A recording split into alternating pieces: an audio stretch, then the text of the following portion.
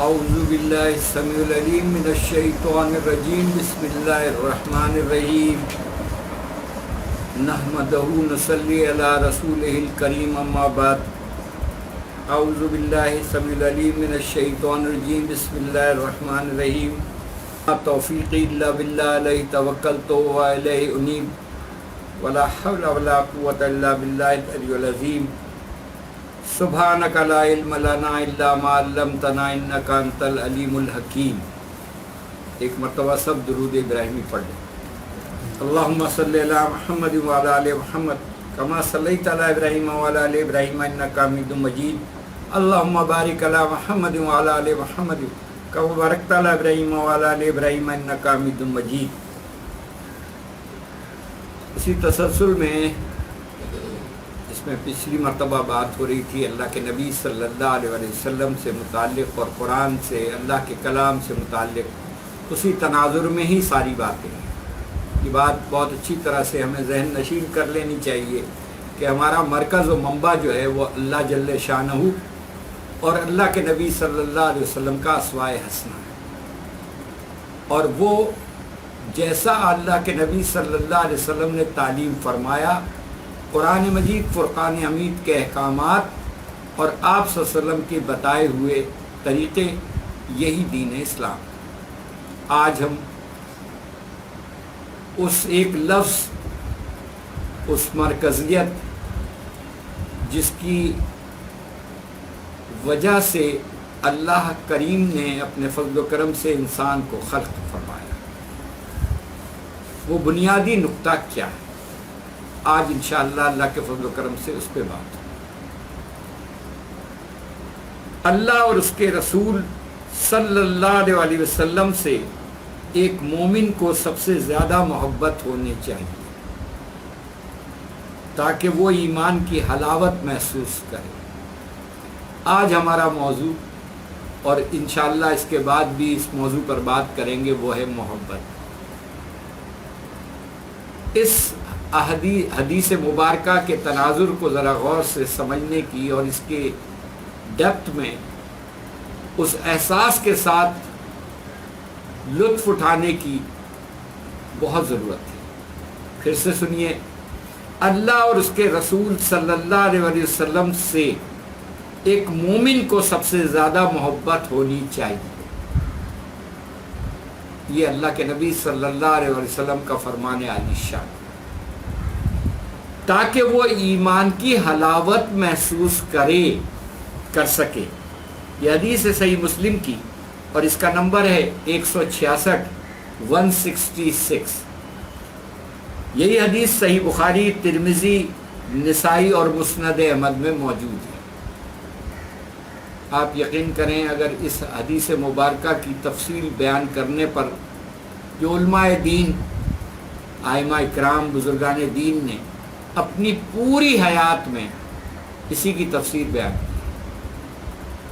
یہ وہ آسمان ہے کہ جس کے چھاؤں میں آج ہم سانس لیتے ہیں۔ یہ محبت ہے۔ اللہ کریم انسان سے کس قدر محبت کرتے ہیں اس کا ہمیں اندازہ نہیں۔ اس محبت کا اگر ہم جائزہ لینا شروع کریں تو شاید زندگی قیامت تک وہ وقت کم پڑ جائے۔ سورہ رحمان کبھی ترجمے سے پڑھیے اور تفسیر سے پڑھیے، آپ کو اللہ کی محبت اور انسان سے اس کی والہانہ محبت کا آپ کو اندازہ ہو جائے گا کہ کس طرح سے اللہ کس کس نعمتوں کو اپنے بیان فرماتا ہے، اور پھر یہ کہتا ہے تم اپنے رب کی کون کون سی نعمتوں کو جھٹلاؤ۔ اللہ اور اس کے رسول سے ایک مومن کو، اب یہاں دیکھ لیجئے، بہت اچھی طرح سے غور کیجئے، یہاں بات مومن کی ہے، اور یہ وہ درجہ ہے جس کے متعلق ہمیں قرآن بھی بتا رہا ہے، اور ہمیں اللہ کے نبی صلی اللہ علیہ وسلم نے بھی مومن کی شان بتائی۔ اللہ اور اس کے رسول سے یہ بات بہت اچھی طرح سے سمجھ لیجئے کہ اللہ جل شانہ اس کائنات کے واحد اور یکتا رب ہے، خالق کائنات ہے، ہم سب کا مالک، حامی و ناصر اللہ ہے۔ اور اللہ کے رسول صلی اللہ علیہ وسلم سے محبت ایک مومن کو سب سے زیادہ کرنی چاہیے. آپ اندازہ لگا لیجئے کہ ہم مومن کی شان جو بیان فرمائی ہے اس حدیث میں وہ کیا ہے؟ اللہ اور اس کے رسول صلی اللہ علیہ وسلم سے محبت، تاکہ وہ ایمان کی حلاوت محسوس کر سکے. اب محبت کے تقاضے کیا؟ اگر ہم عام طور پر دیکھیں، یہ بات ہم پہلے بھی گزارش کر چکے ہیں اور کرتے رہنا چاہیے تاکہ یاد دہانی رہے. اللہ ہم نے پہچانے ہی اللہ کو اللہ کے نبی صلی اللہ علیہ وسلم کی نسبت سے.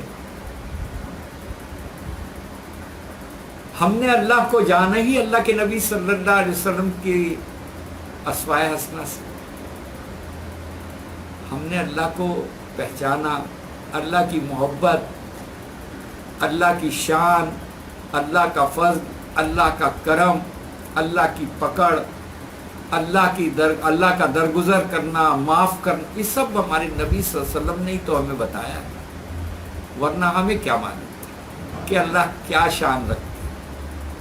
ہمیں تو آج بھی نہیں پتا اور پتہ بھی نہیں چل سکتا کہ اللہ جل شانہ کی کیا شان. ہم تو بس اسی قدر جانتے ہیں جتنا اللہ نے اپنے فضل و کرم سے ہمیں سمجھایا اور سکھایا ہے. کوشش ہمیں یہی کرنی چاہیے کہ ہم اپنے رب سے ویسی محبت کرنے لگ جائیں جیسی نبی صلی اللہ علیہ وسلم نے بتایا اور سکھایا. ایک دوسری حدیث میں آتا ہے، مفہوم و ترجمہ کچھ اس طرح سے، اور جیسے آپ نے فرمایا ویسی ہو. جب انسان کا ایمان کامل جب ہوتا ہے جب اس کے دل میں اللہ کے بعد پہلے اللہ پھر اس کے، جب اس کے دل میں نبی کریم صلی اللہ علیہ وسلم کی محبت اپنی اولاد، والدین اور دوسرے تمام لوگوں سے زیادہ ہونا شروع ہو جائے. ایمان کامل کب ہوتا ہے؟ آپ صلی اللہ علیہ وسلم نے کیا بتایا؟ غور سے سنیے. جب اس کے دل میں، یعنی مومن، وہ مومن جب اس کے دل میں نبی صلی اللہ علیہ وسلم کی محبت اپنی اولاد، والدین اور دوسرے تمام لوگوں سے زیادہ ہو جائے، اشیاء سے، دنیا کی کائنات کی ہر چیز سے جب زیادہ ہو جائے، تب اس کا ایمان کامل ہو. تصور ہے کوئی؟ یہ حدیث مبارکہ ہے صحیح مسلم کی، اور اس کا نمبر ہے 168. یہی حدیث صحیح بخاری،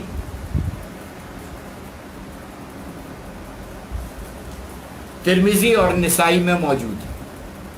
اب اور بات کلیئر کر دی آپ صلی اللہ علیہ وسلم، اپنی محبت کے تقاضے ایمان کامل کے ساتھ جوڑ دیے ہیں.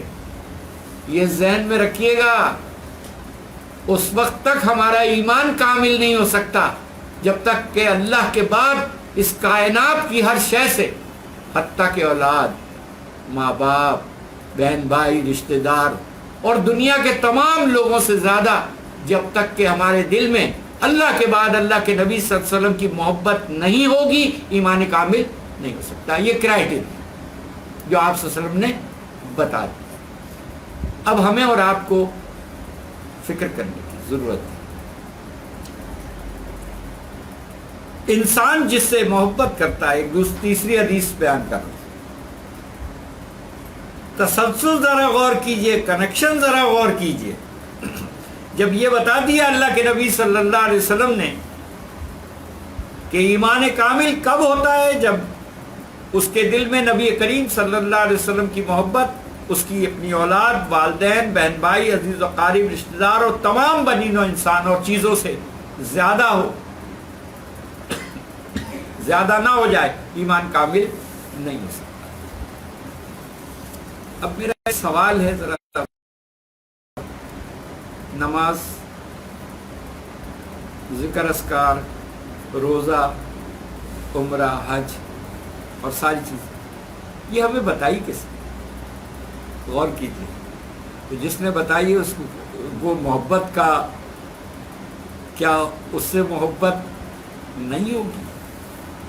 اگر میں عمرہ کرنے جا رہا ہوں، اللہ مجھے لے جا رہا ہے اور میں حج کرنے جا رہا ہوں یا ذکر اذکار کر رہا ہوں، تو بغیر اللہ کے نبی صلی اللہ علیہ وسلم کی محبت کے اس میں کوئی ہمیں کچھ حاصل ہوگا؟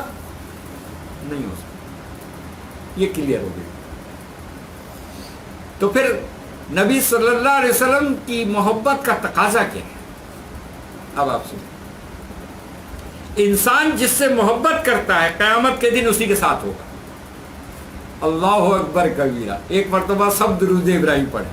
اللہم صلی علی محمد وعلی آل محمد کما صلیت علی ابراہیم وعلی آل ابراہیم انک حمید مجید، اللہم بارک علی محمد وعلی آل محمد کما بارکت علی ابراہیم وعلی آل ابراہیم انک حمید مجید۔ اب مجھے بتائیے کہ اس حدیث مبارکہ کے بعد ہمیں سمجھ میں آ رہا ہے نا کہ نبی صلی اللہ علیہ وسلم کی محبت کا تقاضا کیا ہے اور ان سے محبت کیوں کرنا ہے؟ کیونکہ آپ صلی اللہ علیہ وسلم نے فرمایا کہ انسان جس سے محبت کرتا ہے قیامت کے دن اسی کے ساتھ ہوگا۔ تو انشاءاللہ ہم اللہ کے نبی صلی اللہ علیہ وسلم سے جب محبت کریں گے اللہ کی خاطر، جو اللہ نے حکم دیا ہے، تو ہم پھر کس کے ساتھ ہوں گے؟